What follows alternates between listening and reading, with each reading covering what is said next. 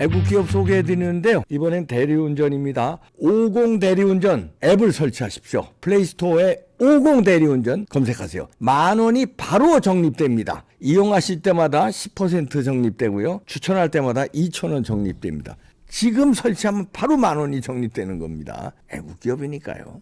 네. 와, 이 민주당 호남 지지율이 지난주에 비해서 14%나 폭락했네요. 이건 뭐 공천 파동으로 당연한데 이 정도로 빠질 줄은 몰랐다는 건데 당황하고 있습니다. 민주당이요. 한국 갤럽이 27일에서 29일, 2월 27일, 29일 만 18세 이상 1,001명 대상으로 조사했는데요. 호남, 광주, 전라 지지율이 53%였습니다. 지난주 같은 조사에서 67%였는데 일주일 만에 14포인트가 빠졌습니다. 이야. 그리고 무당층은 10%에서 이번 주 26%로 2배 이상 올랐습니다.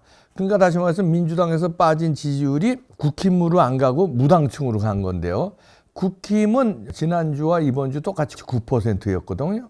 그러니까 무당층으로 이게 10%였는데 16%나 올랐다. 그러면 이제 이게 이낙연으로 가는 거다 이거지. 일부는 또 조국으로도 갈 수 있고요. 그래서 지금 이낙연 당이 지금 뭐 표정 관리하고 있는데요. 전국 지지율도요. 호남이 그렇게 폭락하고 전국에서도 민주당 지지율이 35%에서 2% 빠져가지고 33%가 되고요. 지난주 37%였는데 3% 상승해서 40%로 올라갔습니다. 그래서 국힘당, 민주당 33 전국 지지율이 격차가 7포인트니까 오차 범위 벗어났네요. 오호, 이게 갤럽 조사입니다. 갤럽 조사뿐만 아니라 지금 다른 조사에서도 비슷하게 지금 나오고 있거든요. 그러니까 민주당이 지금 큰일 났다 이런 얘기인데 호남이 움직이는군요. 드디어. 야, 우리가 이제 어느 정도 예측은 했었잖아요. 그런데 일주일 만에 이렇게 많이 움직일 줄은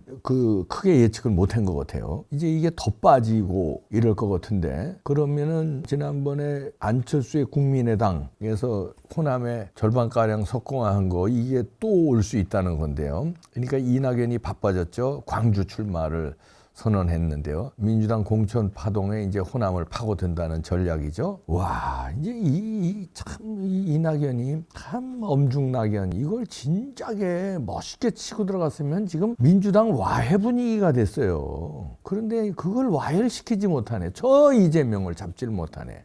그래도 지금 주워먹기를 하고 있는데요.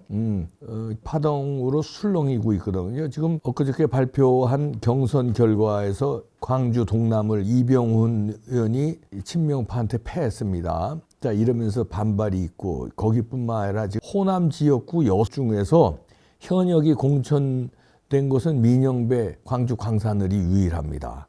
나머지 다 탈락했거든요. 여기다 명을 이제 꽂아 넣으니까 호남 민심이 이제 움직인다는 건데요. 호남 유권자들이 야, 이거 자존심 상한다. 이것들 봐라. 민주당 이놈들 안 되겠네. 이런 움직임이 굉장히 빠르게 움직인대요. 그리고 한국 갤럽 조사에서도 이게 나왔지만 호남 민심은요. 선거에 임박해서는 빠르게 움직이는 특성이 있대요. 언제나 그랬다는 겁니다. 그러니까 그냥 민주당을 지지하면서 지켜보는 거예요. 보고 있다가 이재명이 같이 저렇게 난동 부리는 놈이 있으면 바로 선거 앞두고 급격하게 몰아붙인다는 거예요. 그러니까 일주일에 막 이렇게 막 빠졌잖아요. 일주일에 14 빠졌는데 이게 더 빠지고 지금 절반 정도밖에 안 됐어요. 근데 이게 절반에서 절반 밑으로 떨어지면은 이게 민주당이 심각한 상황으로 몰아갈 수 있다. 이 호남에서만 이런 게 아니라 호남 지지율이 그 수도권 지지율하고 연결되거든요. 수도권에서 왜냐하면 호남 분들이 수도권으로 많이 살고 있으니까 그 영향을 주니까 그게 되면 이제 게임 모르겠네요. 이 민주당이 이번에 폭망해서 뭐 60-70석 분석까지 나오고 있거든요. 과반은 뭐 물 건너갔고 100석도 위험하다. 그 이낙연이 운이 좋다. 이낙연이 이번에 굉장히 지가 잘해서보다도 이재명 때문에 상당한 선전을 할 수 있다. 수도권에서도요. 수도권에서도 박빙 지역은 이제 국힘당이 유리해져요. 이렇게 되면은 박빙 지역인데 민주당이 작살나는 바람에 어부지리가 되고 근데 박빙 지역이 아니라 거의 호남하고 비슷하게 완사이드하게 험지가 있습니다. 여기는 어떻게 되냐면 이낙연이가 욕심을 부립니다. 이낙연 당에서 여길 넣거든요. 험지. 전라도 사람이 많이 사는데. 그러면 어떤 효과가 나오냐면 이낙연 당도 당선 못 되고 민주당도 당선 못 되고 어부지리로 국힘당이 당선될 수 있어요. 왜냐하면 호남이 반으로 찢어지니까. 수도권에서요. 그러면 이재명 효과로 국힘당이 이번에 160석이 아니라 뭐 200석 가까이 보수 우파가 이런 분석도 나오는데 160석은 되지 않을까 봅니다. 그리고 민주당이 망한 거를 이낙연의 이름이 새로운 신당인지 무슨 걸로 갈 수 있다 이런 얘기인데요. 여기에 이제 조국도 조국신당 조국혁신당으로 바꿨는데요. 여기 또 본격적으로 호남에 이제 구애를 하면서 이게 변수로 또 작용하고 있습니다. 여기서 또 얼마를 가져갈 것이냐. 근데 조국에 대한 실망도는 여전히 있기 때문에 왜냐하면 1심, 2심에서 실형이 나와버렸잖아요. 그리고 표창장 위조 맞잖아. 그러니까 이런 거에 대한 호남인들이 또 분노가 있기 때문에 이낙연 당으로 많이 간다는 얘기입니다. 안철수가 그때 2016년에 국민의당 돌풍 일으킬 때는 3월 중순까지도 지지율이 8밖에 안 됐는데 막판에 2, 3주 사이에 폭풍처럼 바람이 일었거든요. 요거를 또 이낙연이 얘기를 하네요. 라디오에 나가서. 그러니까 우리도 그럴 수 있다. 그렇게 좀 호남인들이요 분발해서 우리를 밀어달라 이런 얘기죠. 이럴 수 있습니다. 지금 일주일 만에 14 빠졌는데 이게 다음 주 되면 더 빠지면 안철수 당의 돌풍이 이낙연 당으로 갈 수 있다는 얘기입니다. 조국 혁신당 신당 색깔을 당 상징색으로 광주의 하늘을 상징한대나 이러면서 트루블루라고 결정을 했대요. 트루블루 같은 소리하고 앉았네. 야, 블루면 블루지 트루블루는 뭐냐 또. 근데 아니 광주의 하늘이 파란색이 광주만 하늘이 파란색이야. 근데 요 땅으로다가 어떻게든지 호남표를 이제 모으려는 건 좋은데 왜 광주만 하늘이 파란색이냐 이 도둑놈아. 그러니까 대한민국을 이렇게 갈라치기를 하는 놈이에요. 하늘까지 갈라치기를 해. 야, 광주 하늘이 거기가 중국하고 가까워서 거기가 오히려 이쪽 영남보다도 하늘이 파랗질 않아. 예? 영남 그다음 강원도 이쪽이 더 하늘이 파랗지. 왜냐하면 중국하고 멀어서. 호남하고 경기도 인천 이쪽이 중국하고 가까웠기 때문에 황사바람 때문에 거기가 누리끼리예요. 광주의 하늘은 파란 하늘이기 때문에 트루블루로 결정했대요. 하여튼 이 조국이 그러니까 광주 사람들 기분 좋게 해주는 것 같은데 광주 사람들은 거기에 별로 이렇게 넘어가지 않는다는 겁니다. 광주를 자꾸 건드리죠. 조국이. 광주 시민들께서 40년 넘게 겪은 고통, 분노를 느낀다. 이러면서 지난번 5.18 묘지 참배했을 때도 최근에 이제 갔을 때도 이런 얘기를 했거든요. 그러면서 자기는 10석 이상 제3당이 목표라는데 꿈 깨라, 꿈 깨. 그러면서 국민의힘, 민주당이 다시면 조국 혁신당을 뽑아달라. 이제 문제는 문재인입니다. 문재인이 이낙연 손들어줄 것인가? 조국 손들어줄 것인가? 문재인 입장에서는 둘 다 자기 새끼 아니에요? 하나는 총리했고 하나는 법무부 장관 했으니까. 근데 계산을 하겠죠. 심정적으로는 조국이 더 가깝지. 조국을 더 응원해주고 싶은데 정서 이런 거 보고 그다음 표 계산을 할 거예요. 그래서 자기를 보호해줄게 누구냐? 조국은 감옥 갈 거거든요. 몇 달 있으면 감옥 가요. 1심, 2심 실형 나왔기 때문에 대법원에서 무조건 갑니다. 그러면 날 보호해주기 어렵지. 그러면은 이낙연 그리고 쪽수도 또 이낙연 당이 많고 또 호남이란 지역 백그라운드가 있으니까 이낙연 손을 들어주지 않을까 이렇게 예측됩니다. 그러면 이제 더 신문까지 뭉쳐서 거길 확 대주면 이낙연 당이 선전하겠는데요. 야, 한동훈 위원장도 조국 비판하면서 이재명까지 싸그리 같이 비판하네요. 조국 신당 같은 민주당인데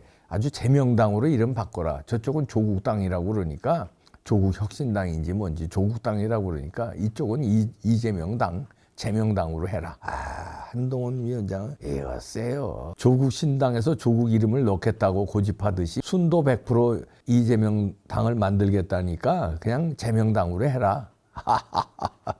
그러면서 이런 얘기합니다. 정필모 선관위원장이 사퇴했잖아요.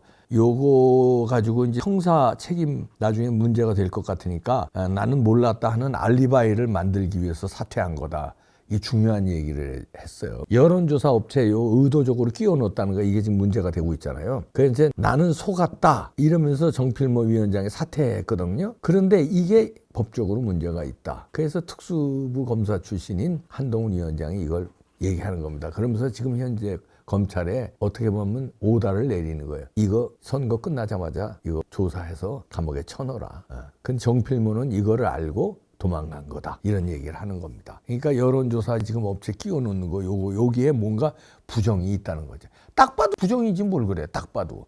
그러면 이 여론조사 끼워 놓고 여론 부정도 있지만요. 그 여론조사 도대체 어떤 여론조사 저질렀는지 이것까지 나옵니다. 그 여파가 어떤 여파가 나오냐면 허접한 여론조사 기관들이 엉터리 여론조사에서 민주당 띄워주고 이런 거. 이게 이제 쑤셔 나올 수 있어요. 한동훈 위원장이 정치권에 들어오기 전에는 이런데 알고 있어도 크게 수사하거나 하질 못했는데 막상 자기가 선거를 진두지휘하다 보니까 이거 개 같은 엉터리 같은 여론조사 막 쏟아냈고 이것들이 선거를 분탕질하네? 야, 이거 수사해야 되겠네. 근데 자기는 지금 법무부 장관이 아니에요. 특수부 검사도 아니고. 그러니까 이런 얘기를 딱 짚는 거예요. 그러면 아직까지 검찰에는 한동훈 라인이 있거든요. 여기다가 신호를 보내는 거예요. 야, 이거 여론조사 업체 이거 조사해. 그리고 끼워 넣는 거 요거 조사해서 수사해. 이런 얘기입니다. 정필모는 형사처벌을 안 받기 위해서 도망간 거다. 선거판 재밌어집니다. 이렇게 돼서 결국은 이재명은 자기 방탄으로 똘똘 뭉치고 스파르타 300처럼 강인한 60명, 70명이라도 좋다. 나를 옹이할 사람만 공천한다. 이거였는데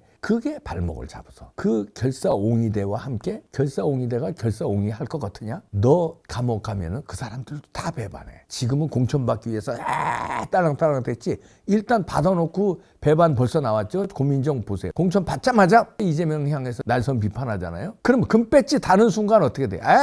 너는 감옥으로 가. 시끄럽게 하지 말고. 왜 민주당 망쳐? 체포동의안 넘으면 바로 그냥 감옥 보내세요. 이럴 놈들이라니까. 그러면 어떻게 해? 감옥으로 그냥 가는 거야. 붙던 당선되든 떨어지면 바로 감옥 직행이고 당선돼도 체포동의안 넘어올 거 아닙니까? 100% 제가 장담합니다. 100% 체포동의안 가결, 체포해 가세요. 이렇게 되는 겁니다. 그러면 우수수 친명이고 나발이고 떨어지게 돼요. 그러면 이재명 제거, 이준석 여기서 제거되고 이번 선거에서 제거. 그리고 그나마 민주스러운 이낙연 당이 선전하고 국힘당이 가반 이상, 자유통일당이 어느 정도 의석 확보하고 우파가 막강해지고 그렇게 되고 아마 민주당과 이재명이 나간 민주당과 이낙연 당이 또 합당 뭐 이렇게 하겠죠. 그렇게 해서 그나마 그냥 그런 DJ 때의 민주당 같은 이게 합치면은 나중에 선거 끝나고 그렇게 되는 구도가 되지 않을까 전망됩니다. 전략적 투표해야 돼요. 자유투사들 비례로 넣고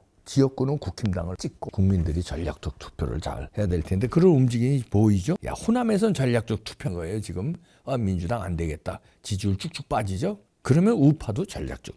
이번에 재밌어집니다. 두고 보시죠.